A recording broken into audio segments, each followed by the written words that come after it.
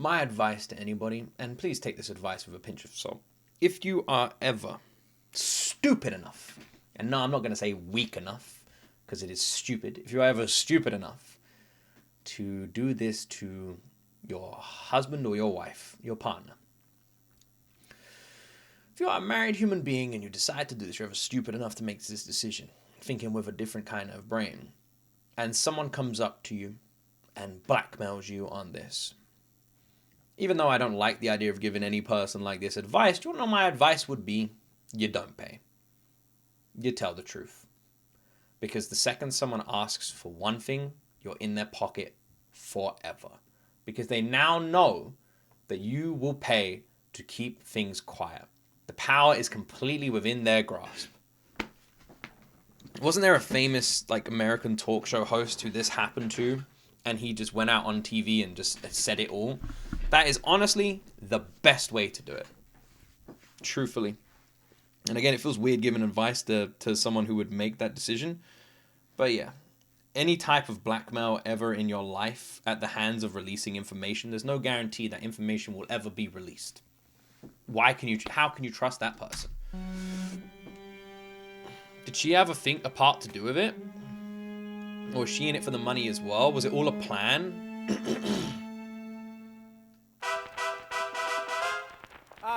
Mr. Secretary. Mr. Burr, sir. Hey, did you hear the news about good old General Mercer? No. You know Claremont Street? Yeah. They renamed it after him. The Mercer legacy is secure. Sure. And all he had to do was die. Yeah, that's a lot less work. We ought to give it a try. Now, how you gonna get your debt plan through? I guess I'm gonna finally have to listen to you. Really?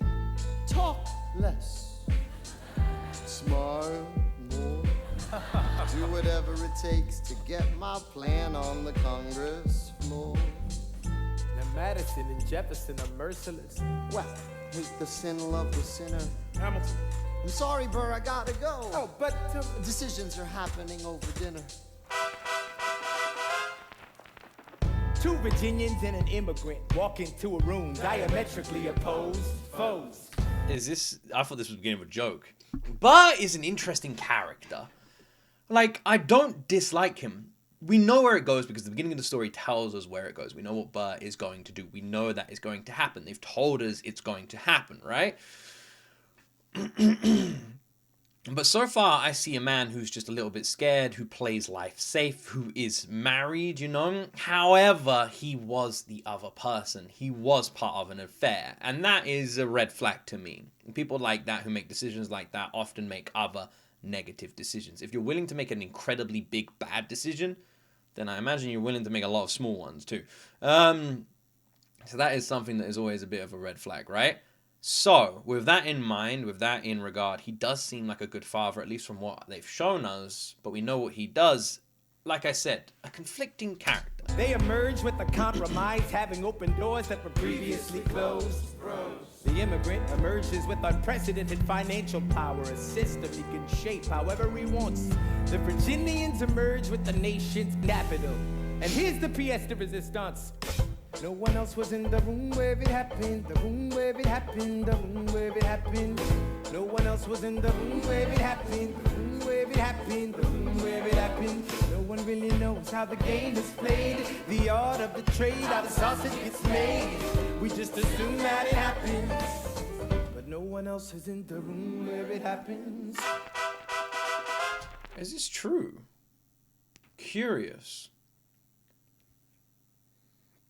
Interesting. I don't want to speak ill of people who did such significant things to shape the world, right? And I don't know the historical accuracies in this statement, so I can only speak from what I'm seeing in Hamilton. But I will say this. I cannot imagine that if the decisions that were reached inside this room behind closed doors between three people would not be selfish. Because if they were selfless, then surely they'd want to share that selflessness with people, right?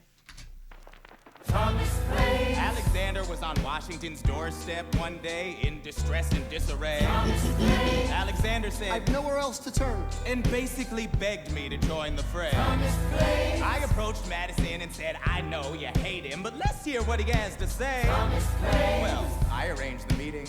I arranged the menu, the venue, the seating. But no one else was in the room where it happened. By the way, Burr is literally such a fantastic narrator in this entire story. I see. No one was in the room. No one was part of it. People are claiming. People are making claims. If no one can confirm these claims, then all of them are real, all of them are false. The room where it happened. The room where it happened. No one else was in the room where it happened. The choreo is so good, by the way, throughout the entire show. No one really knows how the parties get the yes. The pieces that are sacrificed in every game of chess. We just assume that it happens. But no one else is in the room where it happens. I guarantee, and I'll say this right now, whenever people go behind closed doors, it is because they're going to be talking about things that they don't want you knowing, the public knowing. It's just common damn fact, right? If I'm talking to someone, I go, I'm going to have a nice chat with this person in their room, and you can't hear what we're going to say, but trust us, it is about you guys in a good way, okay? Why can't you hear it? Well, because that would be bad. Hold on, we'll be right back. In they go, come out shaking hands. Ha ha ha! We've reached an agreement. And don't worry, it's definitely going to benefit all of you and not us in any way. Like, no. What was the agreement? We can't tell you. Even though it benefits all of you, you don't get to know. Uh-huh. Meanwhile, Madison is grappling with the fact that not every issue can be settled by committee. Meanwhile, Congress is fighting over where to put the Capitol. It isn't pretty. The Jefferson approaches with the dinner and invites, and Madison responds with Virginian insight. Maybe we can solve one problem with another and win a victory for the Southerners. In other words, a quid pro quo. I suppose. Wouldn't you like to work a little closer to home? Actually, I would. Well, I propose the Potomac. And you'll provide him his votes. Well, we'll see how it goes. Let's go. No. The Capitol. Is the capital not Washington? Well, D.C., I guess. As far as my geography goes, I'm not that great. But Virginia and Washington, D.C., I swear, aren't that close to each other.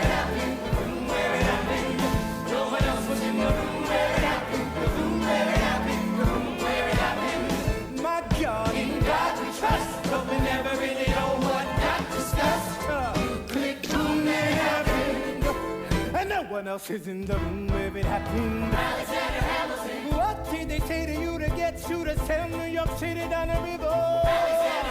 Did Washington know about the dinner? Was there presidential pressure to deliver? Or did you know even then it doesn't matter where you put the U.S. Capitol? Because we'll have the banks. We're in the same spot. You got more than you gave. And I wanted what I got. When you got skin in the game, you stay in the game. But you don't get a win unless you play in the game. Oh, you get love for it. You get hate for it. You get nothing if you wait for it, wait for it, wait. God help and forgive me. I want to build something that's gonna outlive me. Is he basically shitting on Burr here and because that's why he did the mocking wait for it. Basically, Burr's like a whole attitude to everything is to be patient and wait. And Hamilton's basically saying you get nothing if you do that. You're last to the party, last to the line. The food is all gone from the table and you go hungry. What do you want, Burr? What do you want, Burr? You stand for nothing, Burr. What do you fall for? I wanna be in the room where it happens, the room where it happens. I wanna be in the room where it happens, the room where it happens. I wanna be in the room where it happens. God, the music here is so good. The room.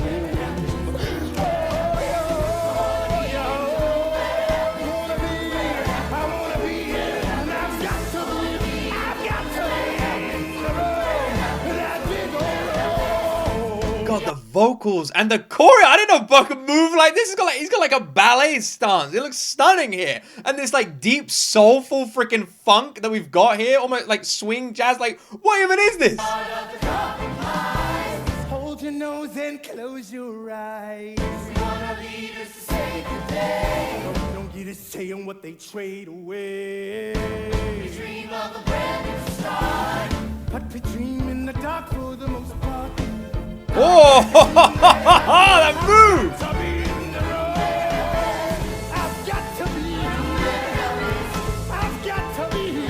God, proper swing here. I love it.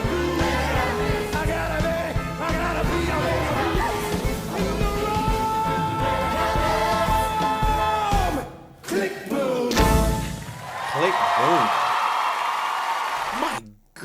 My gosh, this man can sing, but not only that can he move. Every single movement so elegantly and gracefully executed, dancing around the stage and the table, doing it in such a swooping fashion, looking absolutely outstanding, tying it together with the perfect song, getting his voice deeper and more raspy as he goes on, and putting more power and more aggression and more soul into those notes. And being honest, what does Burr want? What does he want? And for the first time, it feels like people are starting to be a little bit more honest with their feelings. They're starting to be a little bit less diplomatic, starting to hide things a little bit more. Burr wants to be in the room when it happens. That was fantastic. Listen to the crowd. That is an ovation deserved.